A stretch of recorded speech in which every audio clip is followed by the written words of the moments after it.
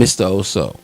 I got a little beef. Got some That's a beefs. fact. I got some little quarrels. All right. New York Giants, they draft Daniel Jones at the round 6 pick. Spence, how you feel about that? I think it was a bad pick. Like, we could have got Allen.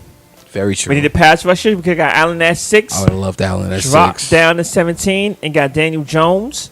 Gellerman been lying to us from the jump street. Very true. He's been saying that, I knew that he was the pick since the Senior Bowl. Then he said, 2 or 3 other teams was interested in him. We had the Redskins come out saying that, no, he wasn't on the board for us. You had the Broncos come out and say, no, he wasn't on the board for us. Redskins, too. Yeah, exactly. The Redskins as well. And if you look at the draft, besides the Cardinals and us, no one else was looking for a quarterback. So what was these other 2 teams that was interested in him by the 6th pick that we chose him at? Let me ask you one question. Have you ever even seen? No, listen. You watch more college games than I do by far. Yeah. By far. Mhm. So, did you ever see any games with Daniel Jones? Ever. Honestly, I only pay attention to SEC. He wasn't in the SEC. So I really didn't pay attention. So I didn't know the kid until he came about when the draft started to come and they said, it's this kid named Daniel Jones. He's kind of good. He had accuracy problems, et cetera, but he didn't have any weapons to throw to. So he's making a lot of excuses for the kids. But honestly, I never heard of the kid. And the only film I've seen on him is when ESPN showed the film on him. All right. That's it. All right. So let me give you and every Giants fan in the world a little bit of ray of sunshine. Right. I'm gonna give you a little bit of sunshine. You Okay. ready for this? Yeah. All right. I'm gonna give you something. Do you know he ran a better 40 time than Daniel Haskins at number that could have been there at number 6? Okay. He actually had one play where he ran for over 80 yards in less than 4.4 seconds, better than wide receivers. Right. Okay, so do you know he had more rushing yards than Daniel Haskins in his whole entire collegiate career? No, but I don't think that's the argument. I think the argument is where he was chosen at. If he was chosen at 17, I think the Giants wouldn't be up in the frenzy. But we chose him at 16. And then Gellerman's going to come back and say, okay, this is the quarterback for the future, but he might not start for the next 3 years. Facts. That sounds kind of confusing. Let me give you something That else, sounds too. kinda, Like I said, I'm going to give you Giants fans a little bit more of a ray of sunshine. Do you know he also played with a worse line than Daniel Haskins ever played with in his whole collegiate career? He played on He also played with wide receivers that never get drafted in his collegiate career. Right. He also is mostly accurate on most of the most baddest passes that you can create. Oh, yeah, actually, problems. He doesn't. You know, the thing about it is, as much as I want to be mad at this pick, I'm going to give you a little bit of an example and say that the reason why I'm going to go with the Giants for this, because not just because I'm a lonely Giants fan on this one, I'm going to go ahead and say that he also completed passes with one man hanging on to the hip of his shoulder and completed passes. He's also just a guy that can scramble and create something that's out of the pocket. He's been through struggle. So that's the only reason why you look at him and you say, you know what? If I plug him into an offense with a bad line right now, he might be able to complete a play. He's actually good enough to complete something that's about to go bad. So I can go with this. But you know, this guy can actually be good enough to actually do something in this NFL. But let me ask you this question. Being in the quarterback draft this season, this year, and last year, what would you prefer taking a quarterback in? Would you rather take a quarterback when you had Sam Darnold, Rosen, et cetera, et cetera? This is not a quarterback-heavy draft. Now, next year, it is going to be, because you're going to got the kid from Alabama coming out. You got the kid from Missouri coming out. So this wasn't the best draft to get a quarterback in. You could have actually got him at 17 or a later round and been okay with it. And could have got, like you said, a pass rusher at 6. Nobody's arguing that.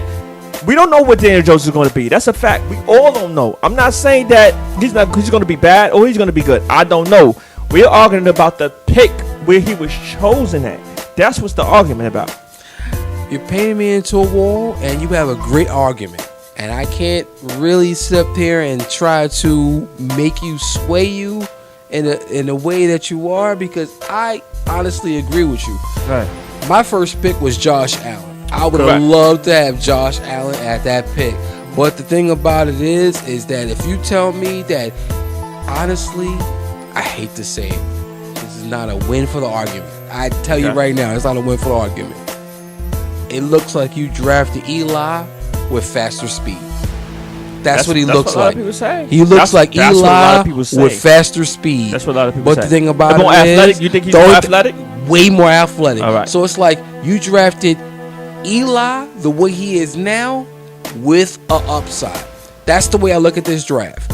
You drafted Eli the way he looks like now in the upside, and hope that he could elevate to maybe not Peyton Manning, but maybe the bridge. Right.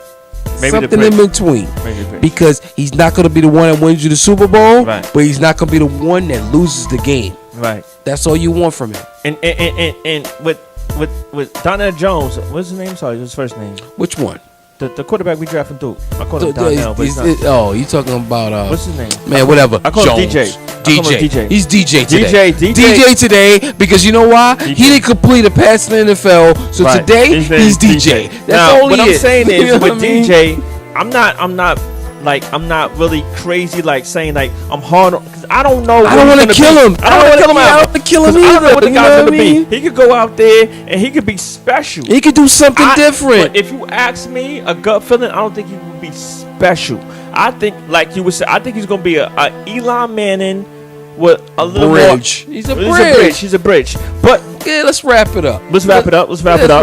We can You talk know about this what? all He's day. a bridge. We He's can a talk about all bridge. this all But you day. know what I think he is, though? Let's be honest. I'm going to be very honest with you what I think he is. He's a bridge quarterback that'll never make the big check, but he can win you the game But is that a franchise quarterback then? for a franchise Is that's he a trying to be quarterback? cheap. Okay, so do you go to the next draft and go get Tua? I think and that set your franchise back my many years? my thing is this. You know that he can win if you put everything around him and you pay for that thing.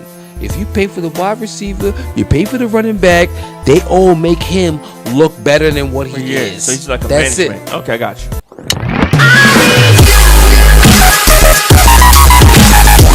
Yo, I am so fucking happy that the NBA decided to tell James Harden that shit that you've been doing your whole fucking career has been bullshit. Nigga, are you kidding me? Like, for real, you gonna shoot a 3 and jump back 3 inches into the side of a defensive player, and that all of a sudden is a foul? Yo, honestly, listen. This nigga wild. The days that I watched Manu Ginobili when he was on the Spurs, he used to really be good at this. Jump into the shooter and get this foul. I used to consider ankle front. I'm ankle front right now. I consider him a perfectionist at this. He got away with this. Clear day. I used to just say he was a flop artist. I didn't realize that there was an art into this whole shot selection that he was doing. I didn't realize. I didn't know. I was bamboozled, ran amok, ran astray, led astray, all that. You know what I'm saying? He was doing this, and he was really sitting there, jumping in front of shooters and just plotting his feet there. But no, Manu Ginobili, to his credit, he wasn't that bad. And then here comes that bad man. This nigga is crazy. Like, for real. Like, he does this for real. Like, there was one play in game 1 where he jumped 3 feet into Draymond Green and looked at the ref and said, I didn't get that foul. I'm like, my nigga, how do you go from A to Z and sit up here and think that you should deserve that? Like, for real? This is what we do now? Like, come on. Don't get me started. I know we have the greatest plays in NBA history. Sorry. Yes, we do. NBA history. Talk, man. Jordan has the greatest pushover that you ever seen in your life. That's a fact. He took Bill Russell and threw him into another planet. Absolutely. That's what I was going to touch on. I was going to say, okay, you're crucifying Harden, but you forgot what Jordan used to do to make the contact, which kind of ushered it into the NBA, and you forgetting about Kobe. Kobe used to do that. And Dwayne Wade used to do it as well. Draw contact of the fake pump and then throw his body into the next player and cause the foul. So they ushered it in. Harden just specialized it, heightened it, and made it more where he could get that call every trip and he can send himself to the line. I think it's smart, personally. I think it's smart. You're Why right. not? Why not? This is the game. The game is designed. Graduation of nonsense. But the game is designed to take advantage of. If you can take advantage of the game without it being illegal in the NBA as far as foul, etc., then why not? And you know what's so fucking bad about that is that the fact that he said at the press conference and said that, well, you did this for me before. Why now? Why I can't get this now? But isn't that true? It's because, you know what it was? Nigga, we realized that we've been giving you some bullshit. Niggas didn't even touch you. Yo, wait a minute. You jumped into somebody else's ankles? You gonna jump into somebody else's ankles and I'm supposed to give you a foul? Nah, but Steph Curry would get that every trip. Steph Curry would get that. Steph Curry won't get that every trip. Steph Curry would probably get it more than Harden will, because Steph Curry is more of a superstar than Harden is. Steph Curry and Dame Lillard are the masters of the jump back.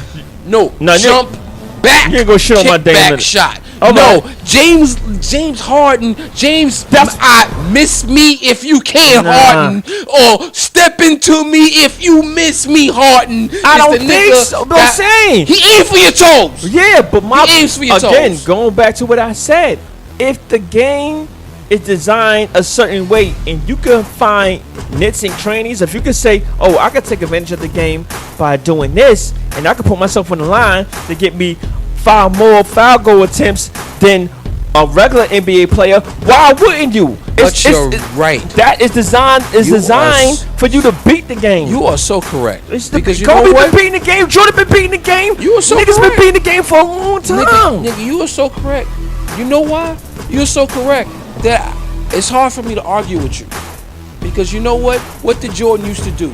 Jordan used to shoot the jump shot, fake, pump fake, and then you used to know that you used to slap his wrist, he used to drop the ball and hit you in the face with it and say, look, got you. Yeah, right. I got you. Right. I got you.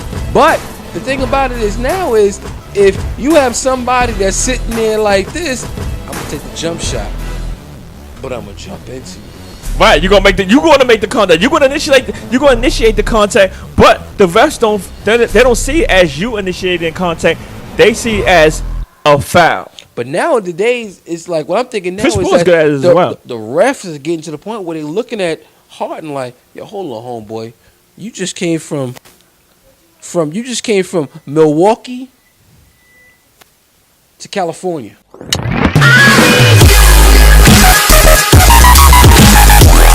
December. Yo, honestly, real talk, fam. Do you really think that New York can attract these big stars in this free agency period? I think it depends on the NBA draft. If you get Zion, maybe. I think Zion is the real appeal. If we get H.A. Barrett, I don't think he's gonna bring a superstar to the table. What about Morant? I'm sorry, I don't know if I'm saying his name correctly. Talk about Ja. Ja Morant. Ja Morant. Ja. Oh, it's just Ja Morant. It may be Ja Morant. Ja Morant. I know he's the point guard. Yeah. Ja Morant. If we get him, even though they said, if we just say we get Ja, we get the first pick, and we skip over Zion and get Ja. You get Ja. I don't think Ja also brings out a big star. I think he brings out a more low caliber star. I think he brings not a superstar, he brings a star. We might get Butler. The list is long this year. It's so long I can't even list who's on there. Yeah, but Butler right. Butler is one of them. Just say we get Butler. And how much would you want to pay Butler? You don't want to overpay Butler, but how much you want to pay Butler? And you know the Knicks have a thing by overpaying some players. Yeah, So he's max. He's definitely gonna get the max. you If think he he's a did. max? But do you think he's a max player? No, I don't think he is a max. But I'm just throwing the question out there. I have a totally different opinion about everything that we're about to talk about, and this is where we're gonna switch, and you're gonna sit up here and say I'm losing my fucking mind. Okay. Right? Sounds about right. All right? Yeah, that's what you know this. You know it's about. Yeah, I'm gonna tell you something. And me and you never even shared this conversation before, even off cam. I think Zion's a bust. I'm gonna be honest with you. I'm gonna be the first person to ever say this. I believe he's a player who doesn't have a position. He doesn't have a position in this NBA right now. He's not solidified with a position. Do you think you're gonna spot him on small forward on the team right now at 6'8" and can't shoot? A guy who doesn't run off of pick and rolls. A guy who doesn't have a real solidified pick and 15-footer. You talking about a guy who shot damn near maybe 38% in college. This is things that don't work when you come to the NFL. These are things that I'm sorry, NBA. I'm just being honest. I'm a little riled up. I like Zion. I want him to work. But I'm going to be honest with you. The only way Zion works for me and the Knicks, this is my picture perfect plan. I'm going to paint it out for you. If the Knicks actually draft Zion, this would be the only way that he's successful in the NBA. If you sign Kevin Durant and maybe Kyrie Irving, or if you don't want Irving, listen to this, or you get Kemba, do you know what that does for Zion in the league? You create a space for him, for a player who doesn't have a position in this league, to grow. You give him a space, because now you just put two people in front of him that makes him don't matter. It doesn't matter if you sign Kevin Durant to the Knicks and you draft Zion. It doesn't matter what the fuck Zion does in his years as a Knick, because he's gonna get to develop, because nobody's gonna expect nothing from him because you have Kevin Durant. But that's what you. But the question That's was. what you hope. But the question was, will do you think we'll get a superstar? And my point was, if we get Zion, I don't think everyone's thinking like you. I think, like KD already said, he thinks Zion is like abnormal. He think he's like a beast. So he think he's gonna be like a staple in the NBA. And you're making my point. But at this, you're making my point. But again, you said, how do we get a superstar? Zion is the piece for us to get a superstar. And I think you just said it. He's a pawn. No.